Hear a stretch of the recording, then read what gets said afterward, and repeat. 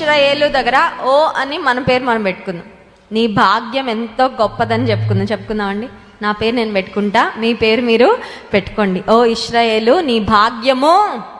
భాగ్యం అంటే ఏంటో తెలుసా? భాగ్యం అంటే ఏంటండి? ఆస్తి.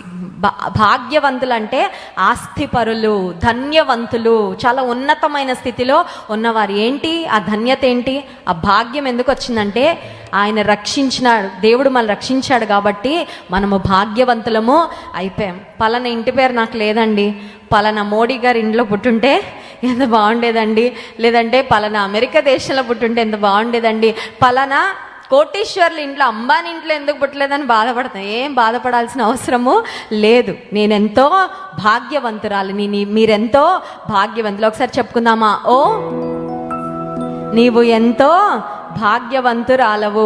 ఎక్కిందా ఎక్కలేదా? అర్థమైందండి చెప్పింది? ఓ ఇశ్రాయేలు నీ భాగ్యం ఎంతో గొప్పది అన్న దగ్గర ఓ అని మన పేరు పెట్టుకొని నీ భాగ్యం ఎంతో గొప్పదని మనకు మనం చెప్పుకుందాం. ఓకే అండి, we're doing some self talk today. ఎంతసేపు పక్కలతో మాట్లాడటమే కదా, కొన్నిసార్లు మనతో కూడా మనం మాట్లాడుకోవాలి. ఎందుకంటే దేవుని మాటలు మనతో మనం చెప్పుకున్నప్పుడు ఆ దేవుని మాటలు మనల్ని బలపరుస్తాయి. ఇంకొకసారి చెప్దామండి. ఓ నీ భాగ్యము ఎంతో గొప్పది. ఇంకొకసారి పాడదామా? ఓ ఇశ్రాయేలు విను, నీ భాగ్యం ఎంతో. డిప్రెస్డ్గా ఇక్కడికి వచ్చారేమో, ఏదో నిరుత్సాహంతో వచ్చారేమో. Remember that you are blessed. ఒకసారి చెప్దామా? ఐఎమ్ బ్లెస్డ్ అని చెప్దామా? Yes, we're so blessed. ఇంకోటి ఏంటంటే we're too blessed to be stressed. ఏంటండి?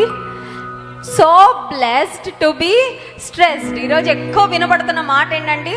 Stress stress stress. ఇంత పిల్లలకు కూడా స్ట్రెస్సే కదా, అందరికీ స్ట్రెస్సే. కానీ బ్లెస్డ్ పీపుల్ స్ట్రెస్ అవ్వరు. ఎందుకంటే మన భాగ్యము గొప్పది, మన పక్షంగా దేవుడు ఉన్నాడు. ఇంకొకసారి పాడదామా? ఓ ఇశ్రాయేలు విను, ఓ ఇశ్రాయేలు విను, నీ భాగ్యం ఎంత